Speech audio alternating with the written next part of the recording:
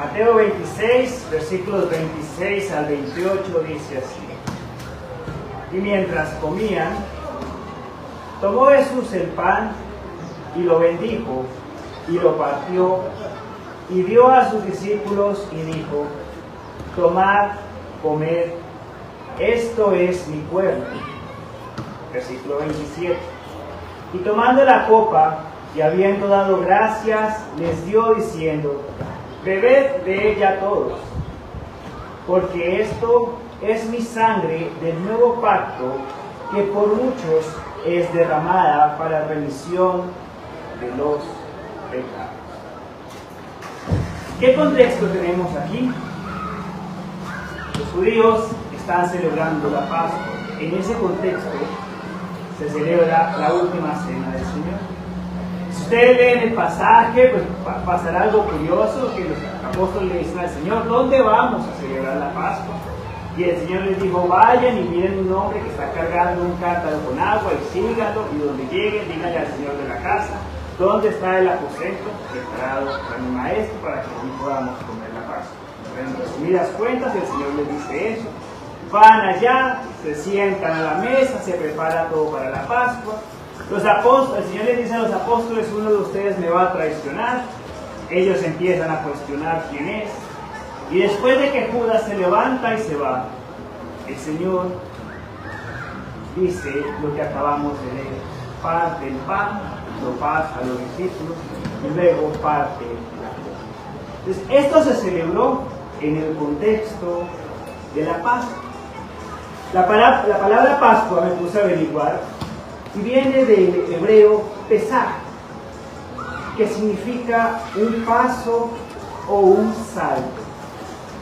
Y resulta que las tribus antiguas también celebraban algo parecido a la Pascua, lo llamaban igual, porque celebraban simplemente un paso, un salto, un paso del invierno a la primavera. En Éxodo 12, cuando se establece la Pascua judía, el Señor nos da en realidad cuál es el contexto o cuál es la interpretación de lo que es la Pascua. Y comienzan los judíos a celebrar con el partimiento del pan la salida del pueblo de Egipto. Recordemos nosotros que en Éxodo 12 el pueblo ya ha pasado 400 años de esclavitud, como el Señor lo profetizó a Abraham. Ya era el tiempo de que el pueblo saliera de la tierra.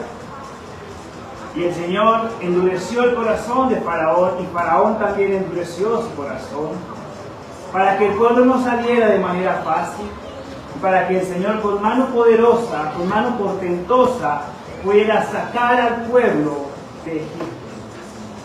Como dato curioso, cuando estén estudiando el libro de Apocalipsis, casi en los últimos capítulos, hay una similitud entre las pestes y las plagas que vinieron a los judíos con lo que ha de pasar en el mundo cuando el Señor venga por segunda vez. Porque con mano poderosa y con mano fuerte sacó el Señor a la iglesia de Egipto. Con mano poderosa y con mano fuerte el Señor nos sacará de este mundo y nos llevará a la patria celestial. Entonces, en ese contexto de todas esas plagas que venían y el corazón de Faraón cada día más endurecido, el Señor envía la última, la muerte de los primogénitos. Para que el pueblo judío no sufriera la muerte de los primogénitos como pasó con los egipcios, entonces el Señor, a través de Moisés, dio una ordenanza. ¿Qué debían hacer ellos? Debían tomar un cordero, debían matar el cordero, sacrificarlo, debían con la sangre del cordero marcar el marco de la puerta o los dinteles de la puerta, como dice la Escritura, marcarlo con la sangre, y cuando el Espíritu del Señor, que venía a dar muerte a los primogénitos, pasara por las casas de ellos, los iba a pasar por alto. ¿Qué significa que los iba a pasar por alto? Que no iba a emplear el juicio con ellos. La sangre del cordero es la sangre de Cristo. Cristo es nuestro Cordero Pascual, Nosotros hemos sido marcados por el Señor a través del Espíritu Santo. Somos de esos 144,000 sellados. Hemos sido sellados por el Señor, limpiados con la sangre del Cordero. Y cuando viene el Señor a hacer juicio sobre los hombres, a nosotros que hemos sido sellados con la sangre de Cristo, que tenemos el Espíritu de Dios, simplemente nos va a pasar por alto. Sobre nosotros no habrá juicio. Sobre la iglesia del Señor no habrá juicio, porque el Cordero murió por ellos. Esa era la Pascua judía, ese era el salto, ese era el cambio que celebraban los judíos, de acuerdo a lo que significaba la palabra Pesaj. Eso estaban celebrando ellos en Mateo 26. Ese era el contexto, la celebración, la conmemoración de la Pascua, la salida del pueblo de Israel de la esclavitud en Egipto. Pero aquí el Señor les va a dar a ellos el verdadero significado de la Pascua. Vamos a volver a leer. Versículo 26. Y mientras comían, después de que Judas salió, y mientras comía, tomó Jesús el pan y lo bendijo, y lo partió y dio a sus discípulos y dijo: tomad, comed, esto es mi cuerpo. Ya el Señor nos comenzó a dar claridad de qué significaba el pan por el que ellos celebraban la Pascua. Ahora, el pueblo de Israel debía comerse el cordero asado. Para ese contexto quizás ellos ya se habían comido el cordero. ¿Por qué Cristo no dijo nada del cordero? Porque el cordero era Él. Pero ahora nos daba la instrucción, tomando el pan, lo parte y lo pasa y le dice: este pan representa mi cuerpo, que por ustedes va a ser quebrantado. Otras versiones dicen, los otros evangelios, creo que es el evangelio de Marcos, dice: este es mi cuerpo, que por ustedes es entregado. Mentiras, es Lucas y Pablo también en Corintios. Este es mi cuerpo. Y luego dice el Señor, versículo 27, y tomando la copa y habiendo dado gracias, les dio diciendo: bebed de ella todos, porque esto es mi sangre del nuevo pacto, que por muchos es derramada para remisión de los pecados. Cristo está tomando la Pascua y le está dando la verdadera interpretación, y nos está diciendo que eso que ellos celebraban cada año, nosotros como iglesia también lo vamos a celebrar, no para conmemorar nuestra salida del pueblo de Egipto, sino para celebrar que un día el cuerpo del Señor fue quebrantado por nosotros y la sangre de Cristo fue derramada como principio del nuevo pacto que el Señor había anunciado a través de los profetas que iba a hacer con su pueblo.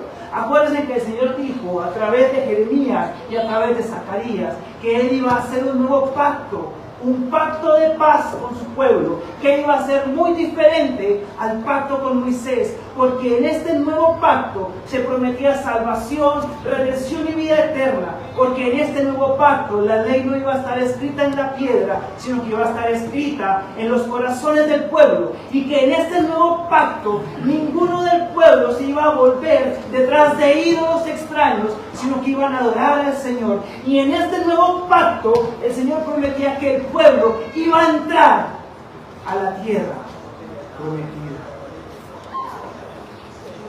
Cristo aquí les está diciendo: esta es mi sangre de ese nuevo pacto que fue anunciado por los profetas. Nosotros hoy como iglesia tomaremos la Santa Cena, celebraremos nuestra Pascua con gran gozo, porque hoy vamos a conmemorar que un día Cristo vino al mundo, su cuerpo fue quebrantado como el pan en la cena y su sangre se derramó para dar inicio al nuevo pacto del cual nosotros hoy somos beneficiarios.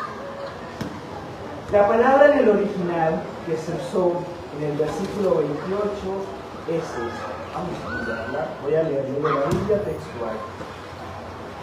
Dice, versículo 27, voy a leer. Y tomando una copa, dio gracias y se la dio diciendo, bebed de ella todos, porque esto es mi sangre del pacto.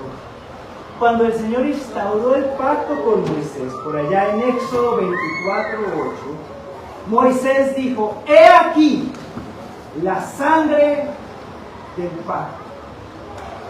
Las mismas palabras. Ahora, si nosotros buscamos y somos juiciosos, nos vamos a dar cuenta que Marcos y Mateo nos narran estas palabras de la misma forma. El Señor tomó el pan y dijo, he aquí esta es mi sangre del pacto. Lucas y Pablo lo dicen de una forma distinta. Lucas dice, este es el nuevo pacto en mi sangre, o esta es la sangre del nuevo pacto. ¿Por qué la diferencia? Por los públicos a los que se están refiriendo. Tenemos que tener en cuenta que de los evangelistas, solo Mateo y Juan fueron apóstoles del Señor. Marcos y Lucas no fueron apóstoles, ni fueron seguidores del Señor, ni fueron testigos presenciales de lo que el Señor hizo. Ambos lo aprendieron, quizás de lo que escucharon de los apóstoles. Lucas posiblemente de Pablo, por eso la teología que hay en Lucas es muy similar a la de Pablo. Y si ustedes leen la institución de la Santa Cena de Lucas con la de Pablo, es exactamente igual. Pero Marcos posiblemente lo aprendió de su tío Bernabé y del apóstol Pedro. Pedro sí fue un testigo presencial del Señor. Pablo tampoco lo fue. Pablo conoció del Señor camino a Damasco, como lo dice ellos. Pero Pedro sí vivió 3 años con el Señor. Entonces posiblemente Marcos, guiado por la influencia de Pedro, nos narra esto de la misma forma que Mateo. Mateo sí presenció estas cosas. Entonces posiblemente el Señor sí dijo las palabras como la narran Marcos y Mateo. No significa que lo que diga Lucas esté mal. Pero Marcos y Mateo, posiblemente con la misma intención que lo dijo el Señor, las escribió así para que el pueblo entendiera que el pacto con Moisés era este mismo pacto, que aquel pacto quedaba atrás, pero que ahora quedaba instituido este nuevo pacto establecido a través de la sangre del Señor. Por eso el Señor lo dice, como lo dijo Moisés en Éxodo 24:8, esta es la sangre del pacto. El Señor dijo, esta es mi sangre del pacto. Un pacto muy distinto al de Moisés, porque estaba escrito en piedra de Moisés. Este está escrito en nuestros corazones. Entonces nosotros, cuando recordemos la muerte de Cristo, cuando tomemos la cena, debemos gozarnos y alegrarnos de que un día el Mesías vino, cumplió las profecías y en su sangre se estableció un nuevo pacto que promete para nosotros salvación, redención y vida eterna. Amén.